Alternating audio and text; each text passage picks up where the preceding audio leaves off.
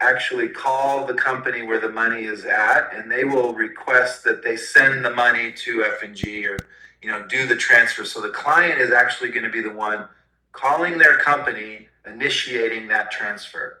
So that's super important that you guys know the difference between that. All right, and that has to do with how you do this type of a transfer. So usually, and this is almost always, I think, the other company will accept the transfer paperwork from F&G. Okay, so on any kind of a Roth IRA, traditional IRA, SEP IRA, any IRAs, and a lot of times, how do you figure out whether it's an IRA or not? Anybody know? You look at the statement, right? It'll say right on the statement, IRA, transfer, or inherited IRA, any kind of an IRA, you're gonna, do it like this. Okay. We get a lot of 401ks, right? Now 401ks, you're gonna always be transferring those because we don't do 401ks that say F&G. So it'll always go from a 401k to a traditional IRA. It has to be a traditional IRA because you can't move a 401k to a Roth IRA because you can't go from taxable to tax-free. So it has to go, after tax, or I'm sorry, pre-tax, tax later, which is a 401k, to pre-tax, tax later, which is also a traditional IRA. So on these types of accounts, 99.99% of them, those will be client initiated. So the 401k company will not accept the transfer paperwork from Fidelity and Guarantee. All right. So if you fill that out and you send it in and the F&G sends it over, guess what's going to happen? They're just going to ignore it. They're going to throw it in the trash. They're not going to do anything with it. So then you're waiting and waiting and waiting, wondering why the money isn't transferring. It's because the 401k company doesn't accept F&G's transfer paperwork. All right. So the client and the agent together needs to call the 401k company on a three-way call. Now, this is, I think, very important. Now, I don't ever let my client call in by themselves to do the transfer. Okay, do you guys know why I don't do that?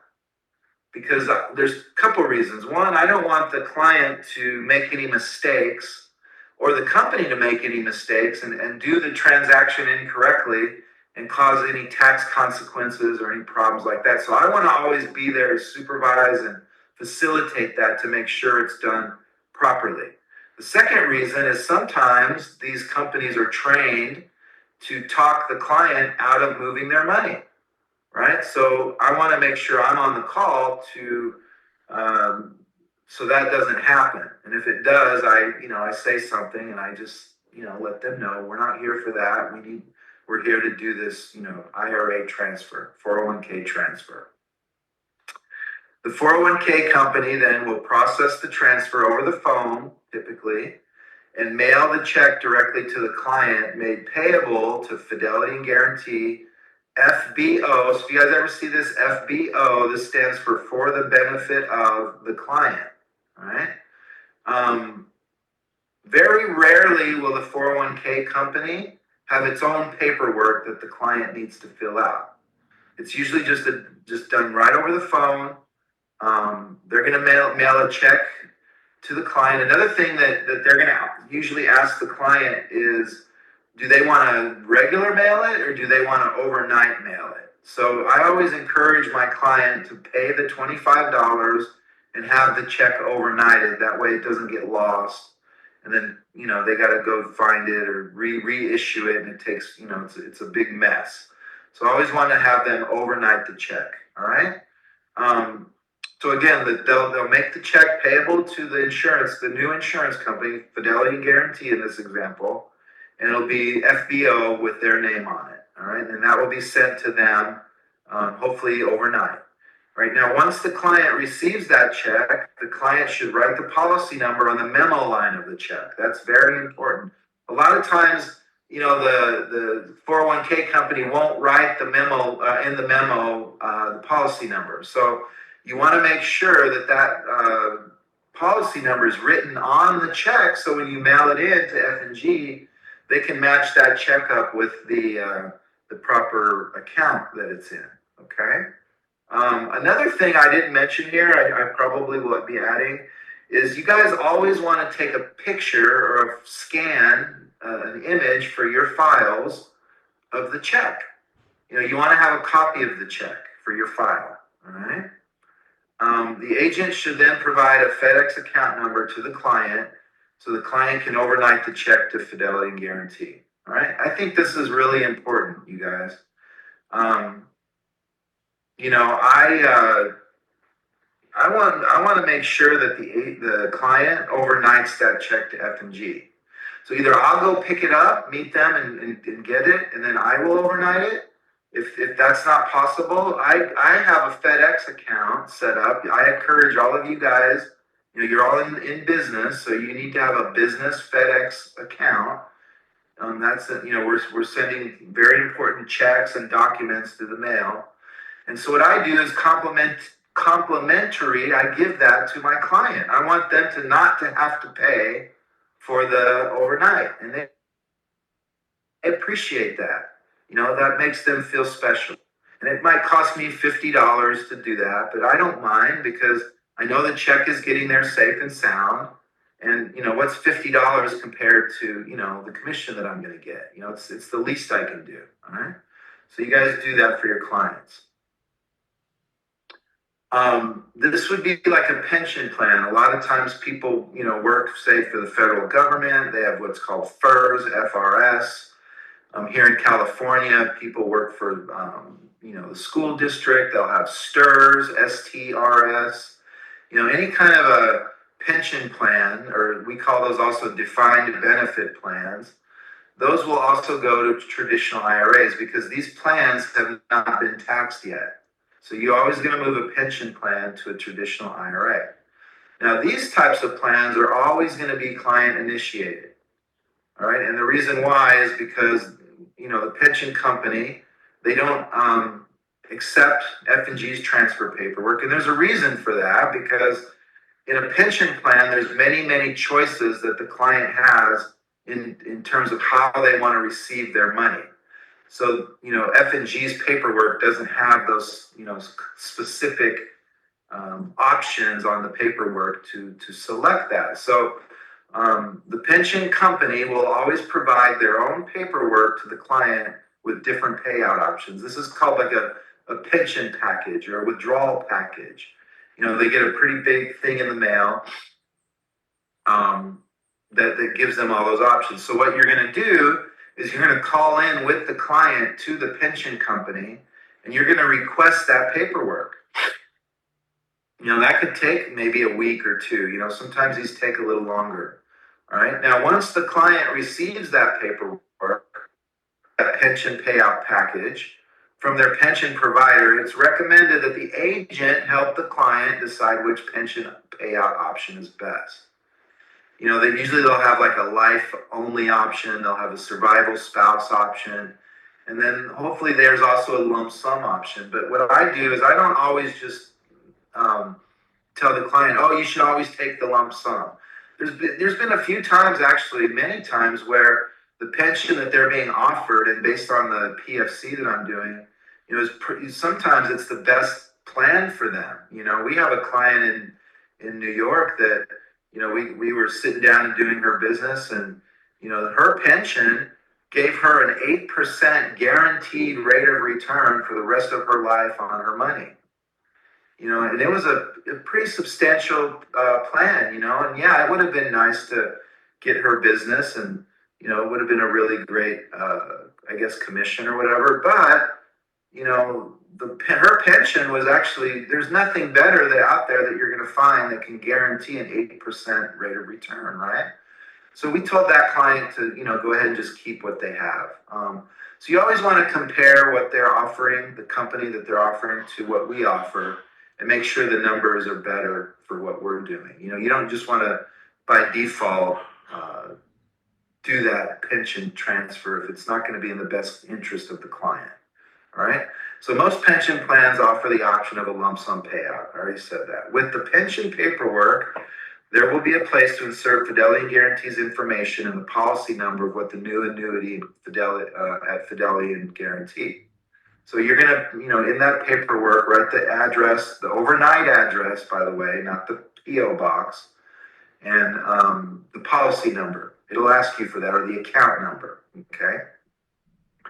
Once the pension provider receives the paperwork back from the client, they're going to either send the check directly to the client, made payable to F&G, and again, FBO the client, or they will send the check directly to F&G. A lot of times, if they ask I would say most of the time they'll just send it directly to F&G because they're going to ask in that paperwork, what's the name of and the address of the other company. All right. So that's how a pension plan works. 403Bs. Now, these are people that work at hospitals, nonprofits, school teachers have 403Bs. So you'll see a lot of times people with 403Bs. Now, we don't go from 403B to 403B typically if you're using F&G. If it's a school teacher that's still working and they want to move their 403B to another company, well, we can move that, but it has to be another 403B, but it has to be a 403B that's approved in their school district. There's a vendor list, and you guys can, I should actually write this on here. There's in California, it's called 403bcompare.com. Okay, you guys might want to write that down. 403bcompare, COMPARE.com. And you just type in the school district they're in, and that'll tell you what companies on the list are acceptable. And so the main company that we use, you guys, that accepts 403Bs and is really like specializes in this is North American. I believe LSW also does it, but I know for sure North American is really good at it. And they're always on every vendor list of every school district. Okay. So with a 403B, this is going to be F&G initiated. So that means that, you're going to fill out F&G transfer paperwork and send that over. Okay, usually the other company will accept that transfer paperwork. Now, with these types of plans, if they're working for a school district, there's always going to be a third-party administrator that has to sign off on the paperwork, that need to approve it. Okay, it could be like their teacher's credit union. It's different for every school district, but there's always a third-party administrator. So you can call the company where the money is currently held and ask them what that procedure is. And usually they will also give you the information, the contact information for that third-party administrator.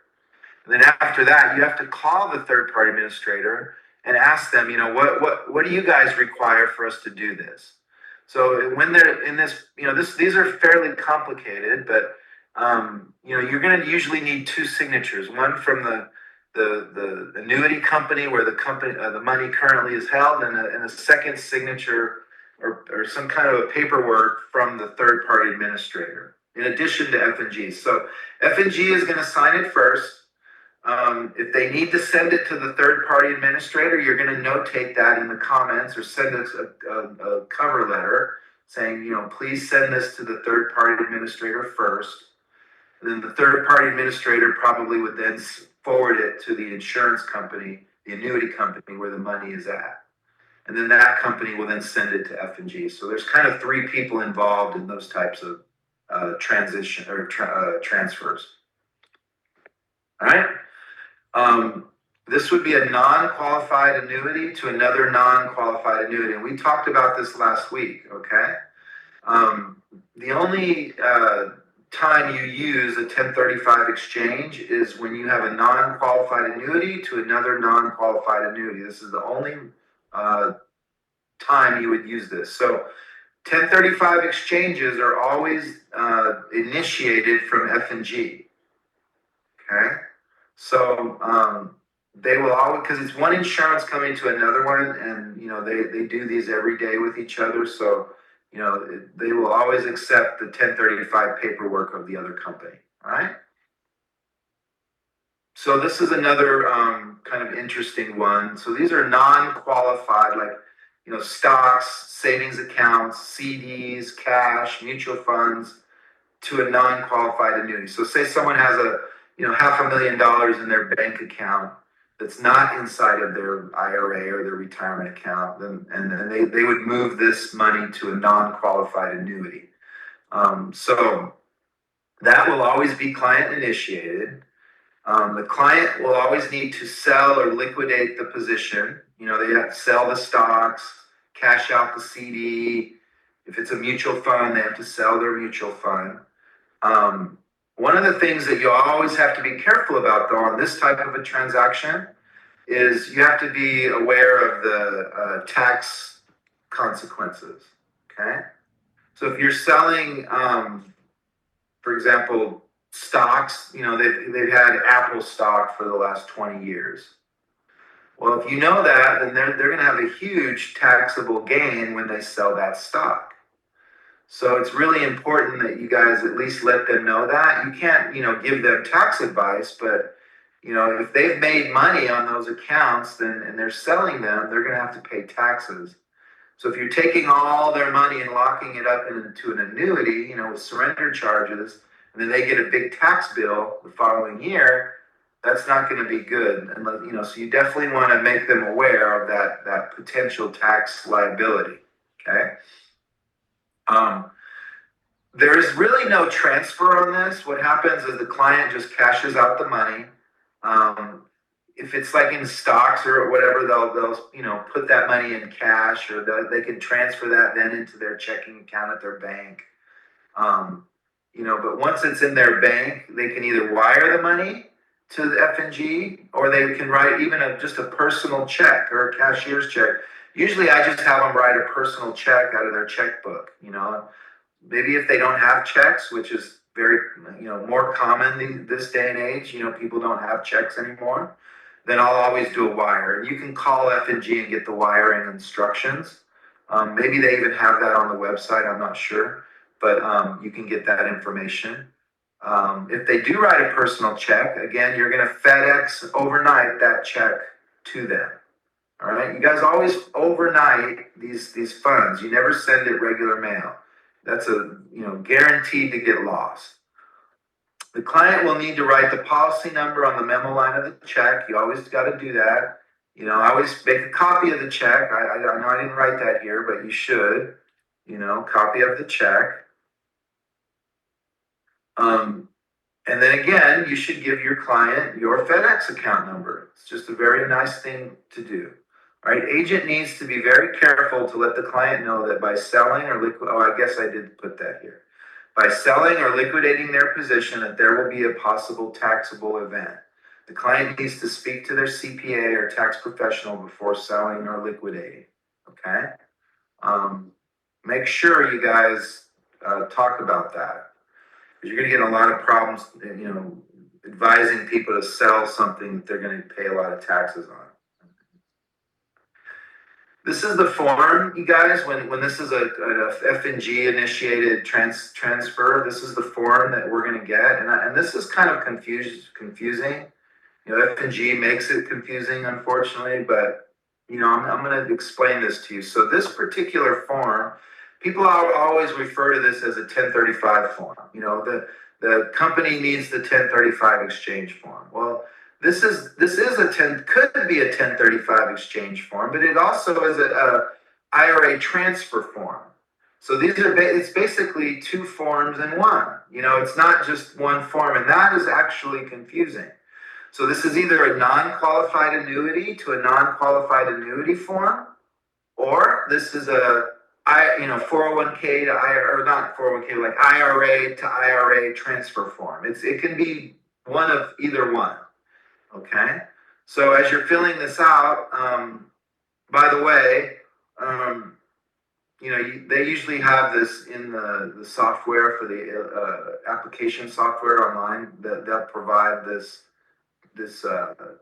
transfer address that you can put it in. Okay. All right. But the other thing too is you want to make sure that they don't have a PO box in this in this portion here, or this section. And the reason why is because if they're going to be overnighting the transfer paperwork over to the other company, if you put a PO box, they can't overnight it. They got to send it regular mail, and then it can't be tracked, and then it's a big mess. But what's always preferable, what I do is I call the company where that money is, and I ask them if they'll, if we're using our paperwork, if they can provide a fax number, if they accept a fax copy of the transfer paperwork. And then if they do, that's even better, because that way, it's a lot faster. It's, more secure. We have a confirmation that they received it. Okay. So you always want to get either a physical address or a fax number. You always have to get the address, but, I always like to see if there's a way to fax it instead of just mail it out. Okay. So that's pretty much, the transfer guidelines. Let's see, what time are we? Yep, we got 30 more minutes, which is great.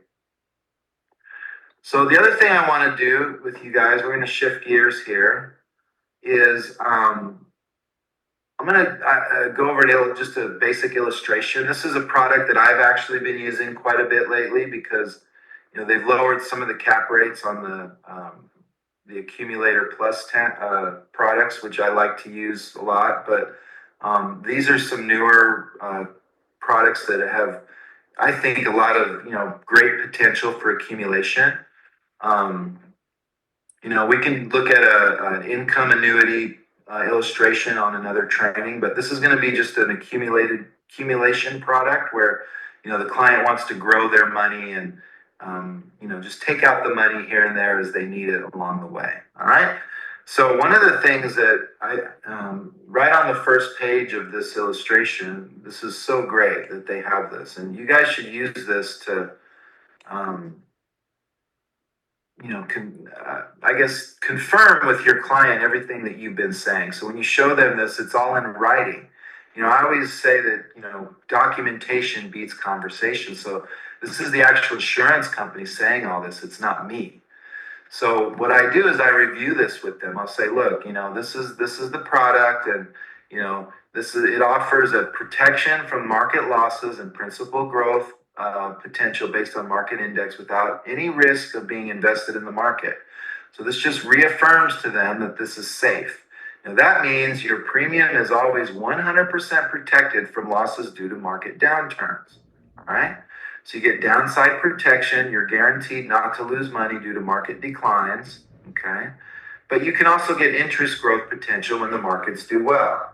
All right. So any index gains are locked in at the end of each crediting period. And I always like to explain this as, the annual reset feature, which is really amazing.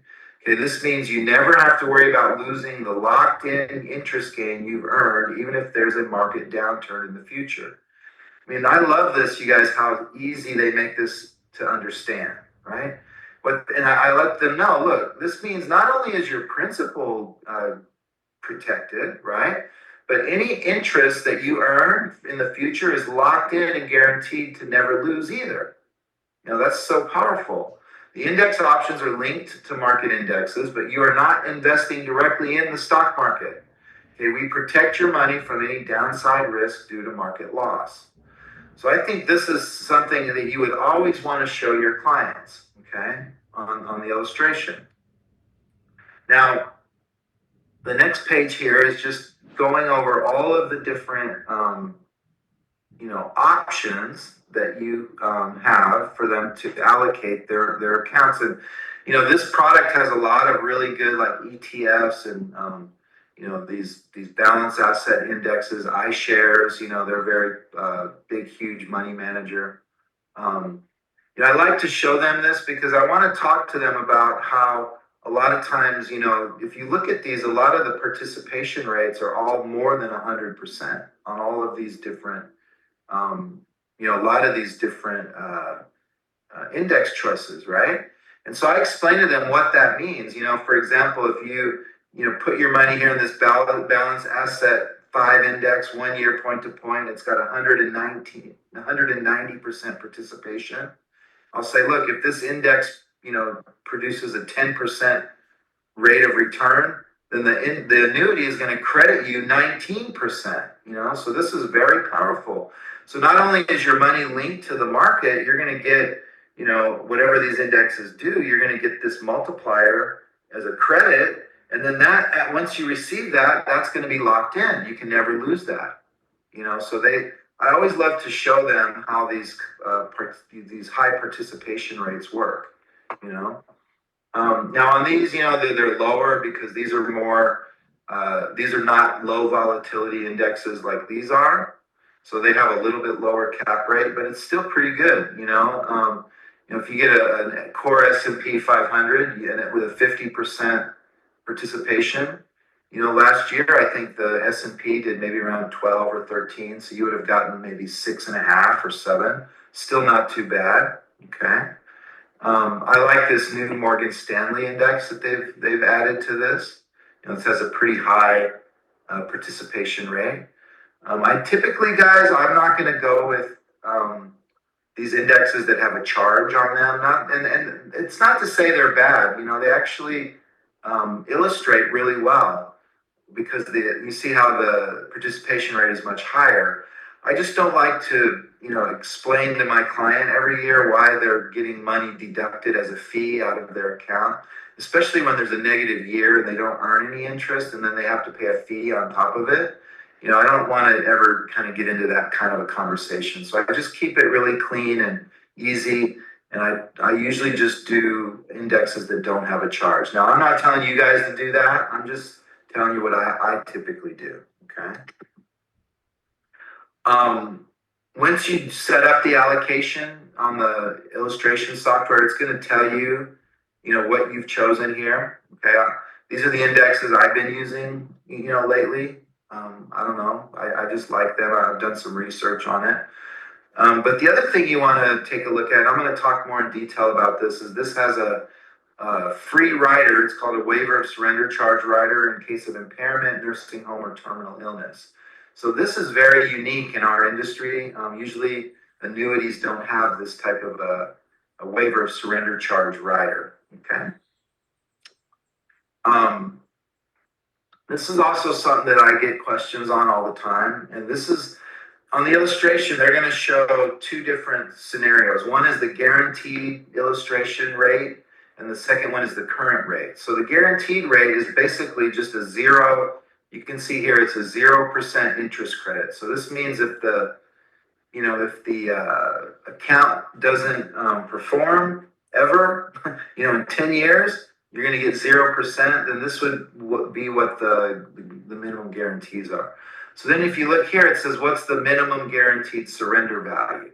And you can see how this it starts off, at a lower amount, and then it kind of grows, and, you actually wind up with $33,000 more than what you started if the account doesn't do anything, right? So that's if it's surrendered, right? So what is the minimum guaranteed surrender value? So this is what it says in the illustration. It's the minimum guaranteed surrender value is 87.5% of your premium accumulated at the minimum guaranteed surrender value accumulation interest rate. All right. The MGSV accumulation interest rate can be between 1 and 3%. Right now it's 2% on this illustration.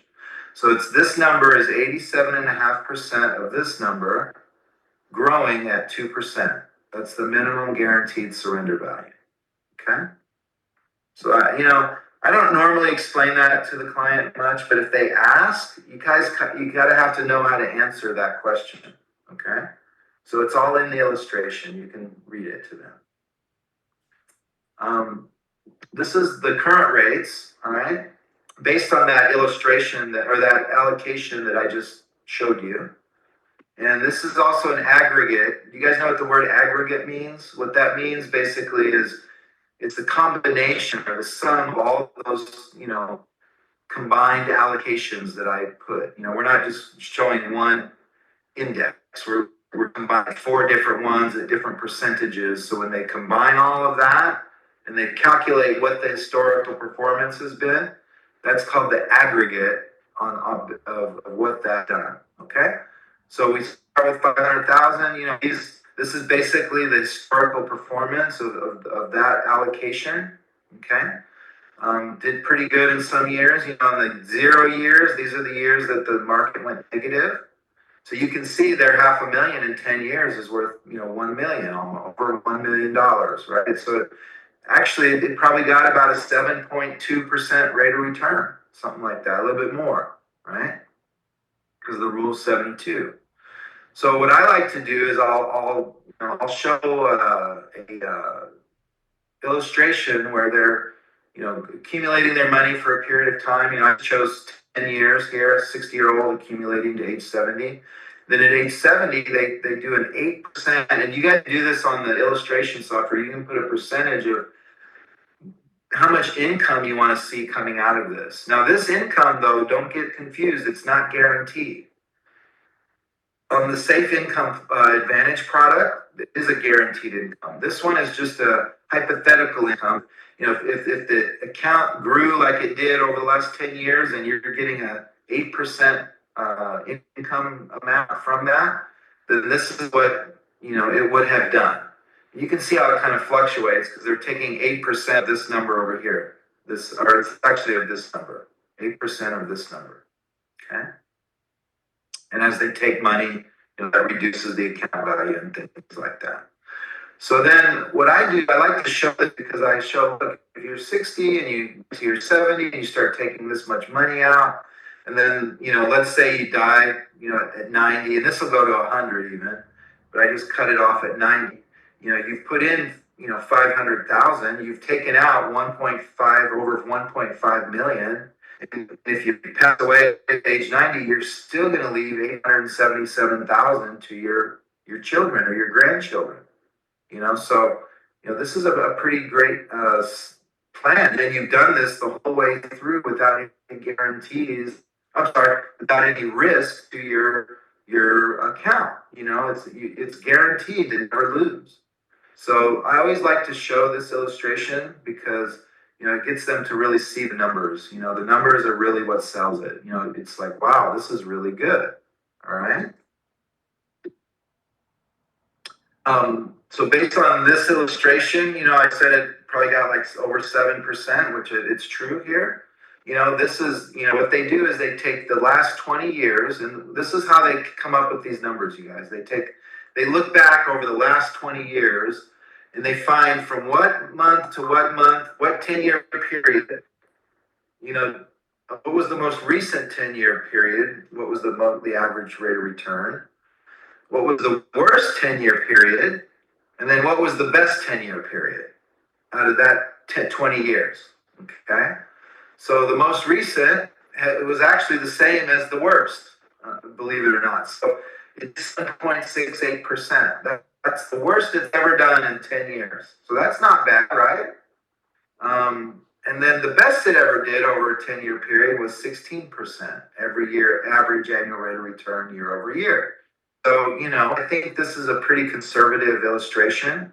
Most people would be happy with this, worst case scenario, 7.6%. And that's not a guaranteed worst case scenario. It's just, that's the worst case it's done in the last 20 years.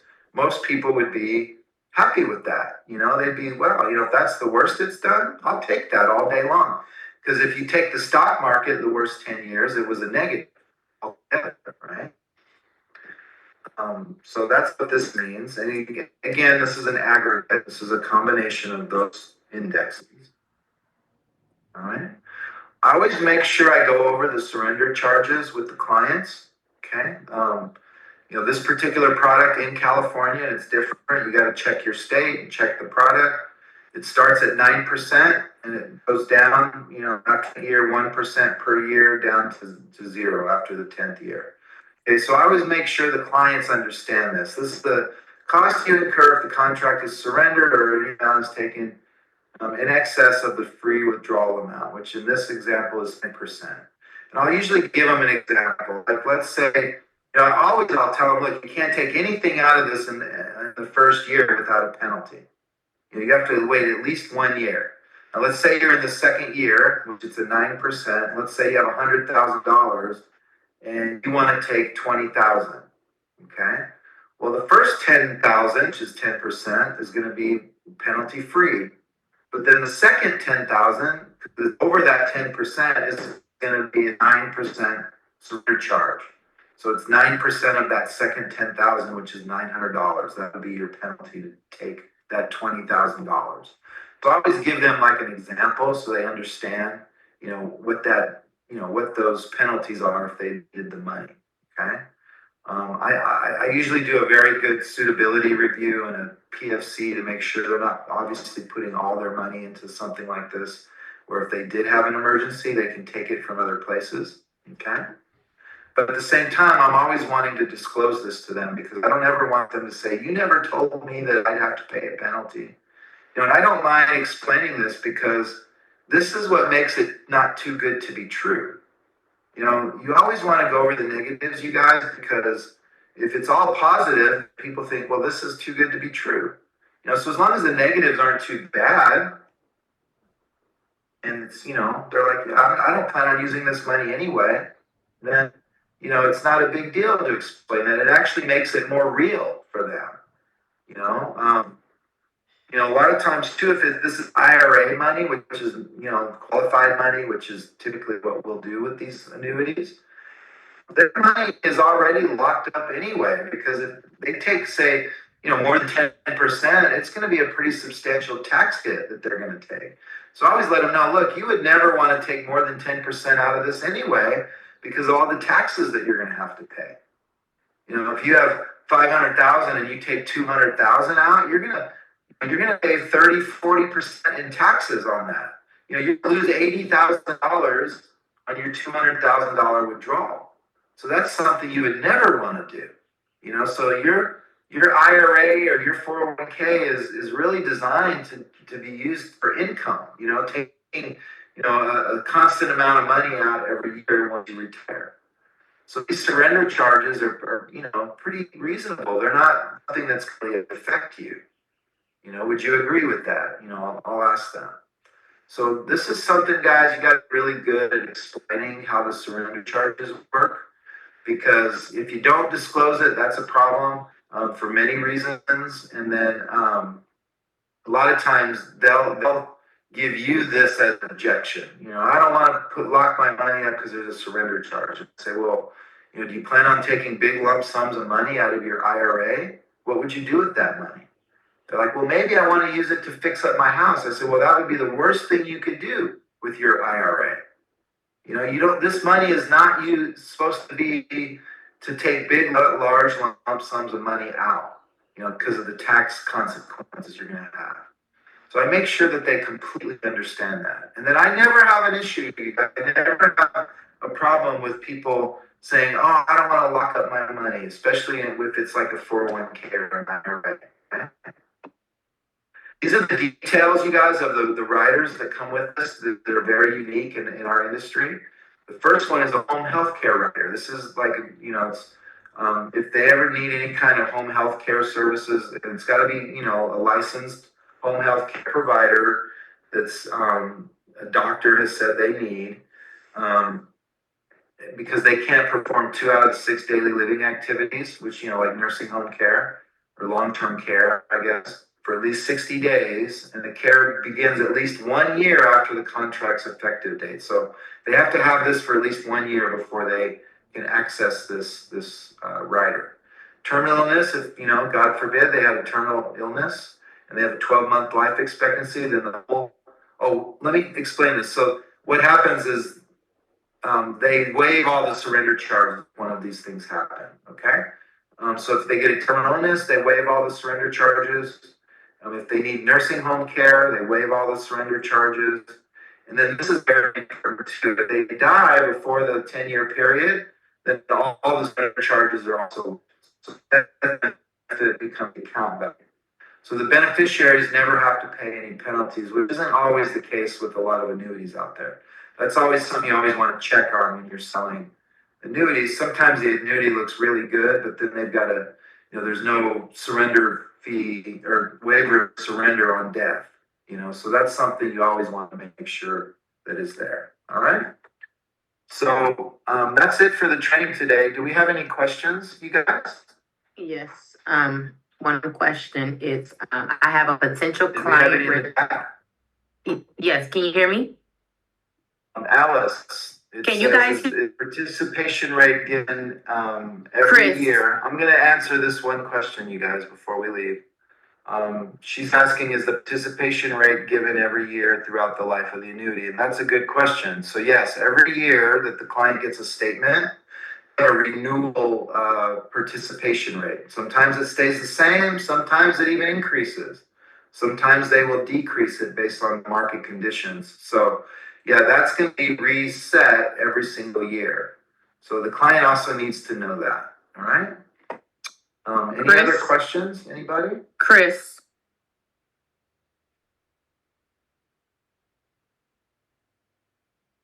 I cannot. Try now. I'm sorry. I have okay, can you hear me? I can hear you guys. Okay, got it. Thank you. Let me go back. I have a potential client retiring in July. Do we need to wait until she retires to start the process of the transfer, or can it be done prior? Where are they retiring from? That's a good question. We don't That know has the answer, everything so to do hopefully with the it. Let me give you an example. So, what if it's a pension? You know, those take a while. So, yeah, you want to get that stuff going, right? You know, sooner than later. And if it's July, that might be a little too far out. You know, you might want to wait till maybe June to start it. You know, I think 1 month ahead of time is good enough. If you feel like they're shopping around and you want to just put it to bed, then yeah, you can do it. You know, it's kind of a tactical decision. It's not more of a, you know, a product decision. You know, would you lose the case if you don't do it right now? You know, if you are, then yeah, you could do it, and just tell the case manager that, you know, you're waiting for the money to be transferred. It's going to take a month, and then they'll keep the case open for you. Okay, go ahead. Another question. Can someone who is still actively employed in a company transfer all or part of their 401k to F&G? Usually they can if they're 59 and a half years old or older. If they're younger than that, then usually they can't. So you guys, how you find out, and you verify that 100%, is you're going to call that company, the 800 number on their statement. That's why you always get the statement. And you can ask them that exact question. And that is what's called a non-hardship in-service withdrawal. Remember that. So when you call the company, you're going to say, does this plan allow for a non-hardship in-service withdrawal based on the client's age of being 59 and a half years or more? And they'll look it up. Every plan documents are different. So, but I find more like 80% of them will allow you to do it after 59 and a half. So yes. Okay. I found that some companies will not allow you to start the process until after the separation. Oh, that's somebody responding to the other person. Well, the company where the money is being held that is correct. You know, obviously they can't move the money till they leave, and they can't even start the process. What I was saying is you could start the process with F&G to get them committed. You know, get them to sign the application. It's like a psychological thing. You know, if they feel committed to it, if they did that. Another question, is there an amount if people want to take money out? Can it be less than 9%? Well, 9% has nothing to do with the amount they could take out. So whoever is asking that is confused, okay? 9% is the penalty amount if you take more than 10%. So you can take out as much as or little as you want. I think the $500 might be the minimum that you have to take. I'm not sure. Another one, I have a client that has over 100,000 in a bank account, high yield savings, at 4% fixed interest. How should I advise? Well, that's a great question. Okay. The answer to that question is I don't know. You have to do a PFC. Maybe you did a PFC and you got to give me more information. Is this the only 100,000 they have to their name? That would be a good question. You know, what is the purpose of that 100,000? Is it because they're planning on doing a remodel on their house in the next 6 months? You know, It really depends on the objective of that money, and what does their PFC look like? How old are the people? That's another good. What if they're like 80 years old and they're never going to touch that money? Well, they're going to lower interest rates eventually. So if it's an 80-year-old and they love those high interest savings accounts, they could do a fixed annuity and lock in that rate for 7 years, which you can't do that on any CD. So it really just depends on the client's situation. I can't answer that question. Another question, is there a specific age to open an annuity account? No. Typically, I don't recommend annuities unless it's inside of a qualified plan to young people. Let's say you have somebody that's 30 years old and they've got, they inherited 200,000 from their grandparents. I don't recommend putting that 200,000 or any of it into an annuity because they have to wait till they're 60 or 59 and a half to take the money out. So that's too much. It's a 30-year surrender period. I don't think so. So unless, they've got like a 401k, maybe I would do that because it's already the 59 and a half rule already is in place for the 401k. But if it's money outside of a retirement account, I don't recommend young people buying annuities for that reason. Okie dokie. We That are it? there. That's it. All right. Okay, you guys, thanks for attending, and we're right on time. So I have a quick announcement. This is Susan. After this training, after every training, if you have attended if you're attending, registered and attending the class, you get a link to this training so that you can recap. Okay, the link itself, please check your spams because it looks like a lot of people's emails are going to the spam. You have a chance to review because I'm looking at everyone's face. There's no way you're gonna understand and grasp all this concept at once. So after when you get the link expires in 7 days, and offer is not extended. So we all recommend for you to review this session one more time so that you can really understand what Chris has explained during the session. And it will happen for every single session. And for those who's attending the classes, Chris will be available via email to respond to any of the questions that you may have. He's very accessible, so please, if you have any questions in regards to your PFC or a client, you're welcome to email him. Okay, Chris, you want to add anything? Susan, I'll ask you this offline. Never mind. I'll ask you later.